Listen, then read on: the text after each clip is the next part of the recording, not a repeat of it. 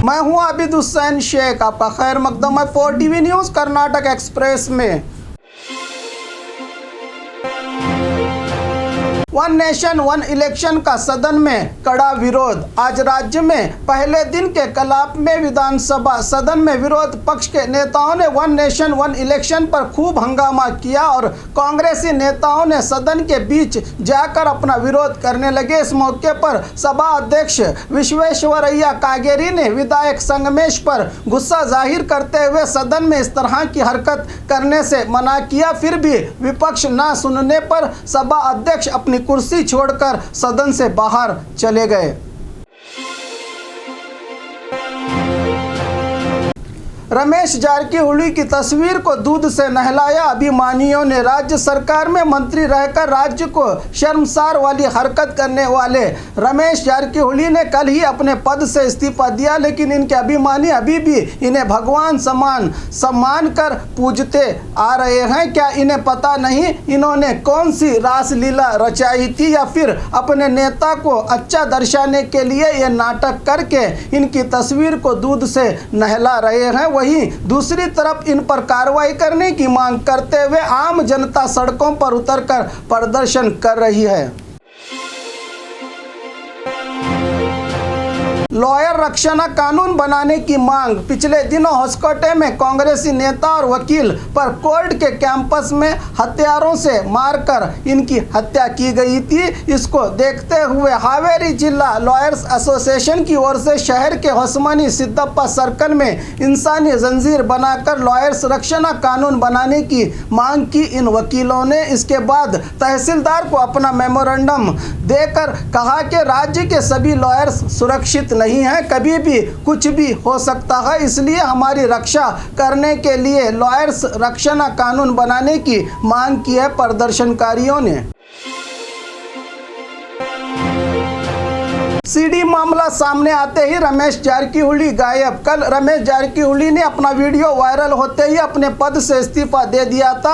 अब वो अपने घर या दफ्तर में भी नजर नहीं आ रहे हैं। हर रोज इनके दफ्तर और घर पर 100 से ज़्यादा लोग मौजूद रहते थे, लेकिन इनके अभिमानियों ने कहा कि अगर रमेश जारकीहोली ने अपने पद से इस्तीफा दिया और सीएम ने इनके इस्तीफे को मंजूरी दी तो गोकाक बंद करके प्रदर्शन करने की धमकी दी थी इनके अभिमानियों ने, जैसे कि ये किसी देश के बादशाह हो। लेकिन आज इनके नेता जो खुद शर्म के मारे कहीं छुप गए हैं और इनके अभिमानी भी खोखली बातें करके अब वो भी खामोश रह गए हैं। इनका घर और दफ्तर अब बंद नजर आ रहा है। जल्द आंगनवाड़ी कार्यकर्ताओं की मांग सुनी जाएगी, मंत्री शशिकला जोड़ले। बेंगलुरु में बजट अधिवेशन से पहले विधानसभा में मीडिया से बात करते हुए महिला एवं बाल कल्याण मंत्री शशिकला जोड़ले ने कहा कि कई सालों से आशा कार्यकर्ता और आंगनवाड़ी कार्यकर्ता अपनी लड़ाई लड़ रहे हैं। कोई भी सरकार इनकी मांग को पूरा नहीं कर पाई है, लेकिन मुख्यमंत्री येडियुरप्पा वैसे नहीं है। वो सबके हित में अच्छा सोचते हैं और किसी के साथ भी नाइंसाफी नहीं करेंगे, लेकिन केंद्र सरकार को अभी इसमें अपनी कुछ फैसले लेने होंगे, तब जाकर इन आशा कार्यकर्ताओं की मांगें हमारी सरकार पूरा कर सकती है। हमने केंद्र से भी अपनी बातचीत जारी रखी है, हम जल्द ही जो हमसे बन पाएगा करेंगे, कहा मंत्री शशिकला जोड़ले ने। शिक्षा मंत्री को लाइव वीडियो बनाकर स्टूडेंट्स ने की स्कूल पर कार्रवाई करने की मांग। चिकबल्लापुर जिला गौरीबिदनूर तालुका के विद्यानिधि प्राइवेट स्कूल के 9th स्टैंडर्ड के स्टूडेंट ने राज्य शिक्षा मंत्री सुरेश कुमार को लाइव वीडियो बनाकर अपने स्कूल में फीस को लेकर टॉर्चर देने की बात कही है और क्लास में आकर स्कूल सेक्रेटरी मधुसूदन और हेडमास्टर रोज इन्हें पूरी स्कूल फीस भरने पर टॉर्चर करते हैं। हम गरीब हैं और बहुत जल्द स्कूल फीस भरेंगे कहने पर भी सरकारी स्कूल में जाकर अपनी पढ़ाई करने की बात कहते हैं विद्या निधि स्कूल के स्टाफ। इस घटना से ऐसा लगता है कि क्या हमारे राज्य में गरीब बच्चों को प्राइवेट स्कूलों में पढ़ने का अधिकार नहीं है, या प्राइवेट स्कूल इंसानियत भूलकर गुंडागर्दी पर उतर आई है। शिक्षा मंत्री ने कड़े आदेश दिए थे कि 30% फीस छोड़ी जाए, लेकिन प्राइवेट स्कूल अपनी आदत से बाज ना आकर पढ़ाई करने वाले बच्चों को टॉर्चर करके उन्हें मेंटली डिस्टर्ब कर रही है। अब देखना है कि शिक्षा मंत्री राज्य के ऐसे कई स्कूलों पर जहां सरकारी नियमों का उल्लंघन खुलेआम हो रहा है उन पर कार्रवाई करेंगे या इनकी खामोशी से इन्हें और खुली छूट देंगे, शिक्षा मंत्री देखना बाकी है।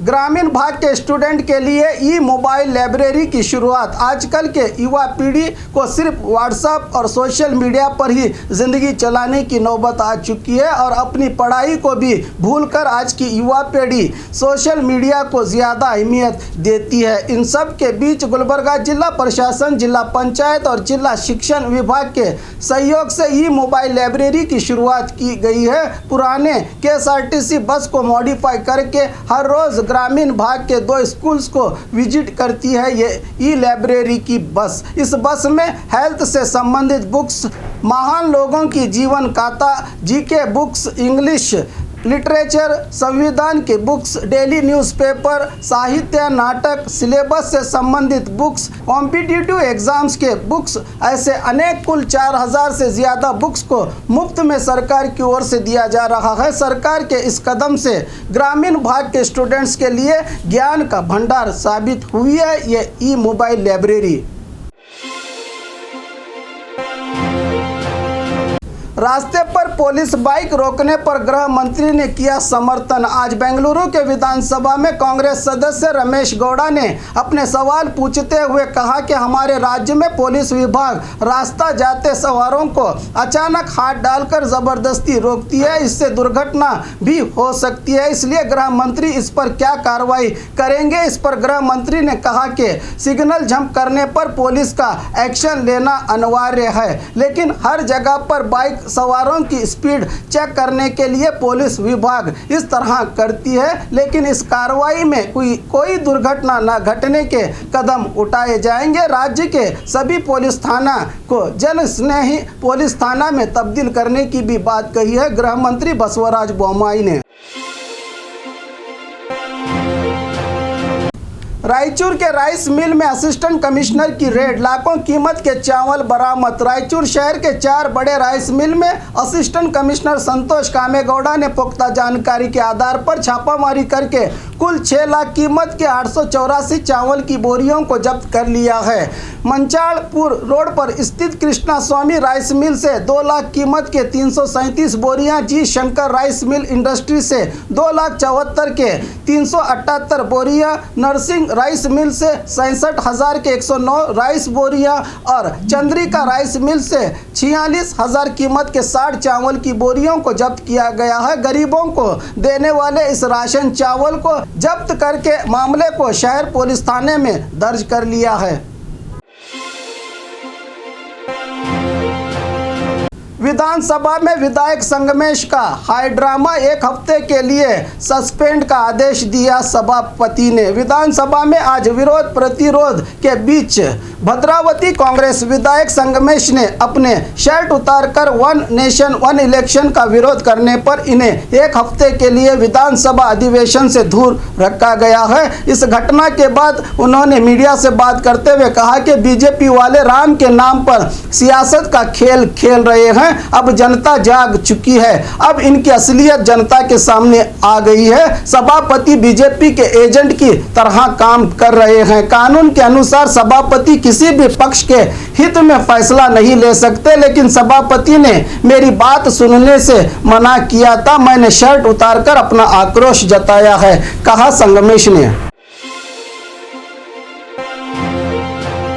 अब तक SSLC का सिलेबस अधूरा, लेकिन टाइम टेबल की घोषणा। 1 साल से कोरोना महामारी के चलते राज्य में सभी स्कूल्स कॉलेजेस बंद होकर स्टूडेंट्स को बड़ी परेशानी झेलनी पड़ी थी, लेकिन इसी बीच राज्य शिक्षा विभाग की ओर से जून में SSLC एग्जाम टाइम टेबल की घोषणा कर चुकी है। इन सब के बीच स्टूडेंट को अब तक सिलेबस पूरा ना होने और एग्जाम नज़दीक आने की चिंता खाई जा रही है। जिलों के हिसाब से देखा जाए तो मंगलुरु में 100% 100% सिलेबस को पूरा करके 100 मार्क्स लाने का भी भरोसा जताया जा रहा है, तो वहीं दावणगेरे में 60% और बीजापुर में 100 दिन 100% सिलेबस नाम से शिक्षा विभाग के अनोखे कदम से इन्हें कामयाबी मिली है। इस बार बीजापुर जिले में 100% सिलेबस कंप्लीट करते हुए 100% मार्क्स लाने का भरोसा स्थानीय शिक्षण अधिकारियों ने दिया है, लेकिन ये बात तब ही साबित होगी जब असल में रिजल्ट आएंगे। हाजी अब्दुल्ला अस्पताल में 10,000 बच्चों की डिलीवरी का जश्न। उडुपी जिले के उद्यमी हाजी अब्दुल्ला ने सरकार के सहयोग से अस्पताल निर्माण करके दुनिया से रुखसत हुए हैं, लेकिन इनके इस मल्टी स्पेशलिटी अस्पताल में सरकारी अस्पताल जैसे ही मुफ्त में इलाज किया जाता है। इस अस्पताल में सिर्फ 2 साल में 10,000 महिलाओं की डिलीवरी की गई है। 2018 जुलाई इस अस्पताल में पहले बच्चे ने जन्म लिया था। फरवरी 24 2021 को ये आंकड़ा 10,000 को पहुंचा है। इस मौके पर पहले और आखिरी बच्चे को तोहफा देकर मां और बच्चों को सम्मानित किया गया। अब तक 200 बेड वाले इस अस्पताल में लाखों मरीजों का मुफ्त इलाज किया गया है। आने वाले दिनों में 400 बेड वाला अस्पताल बनाने का लक्ष्य रखकर और भी सेवा देने का भरोसा जताया है अस्पताल के मैनेजमेंट ने। और खबरों के लिए देखते रहिए 4 टीवी न्यूज़ कर्नाटक एक्सप्रेस।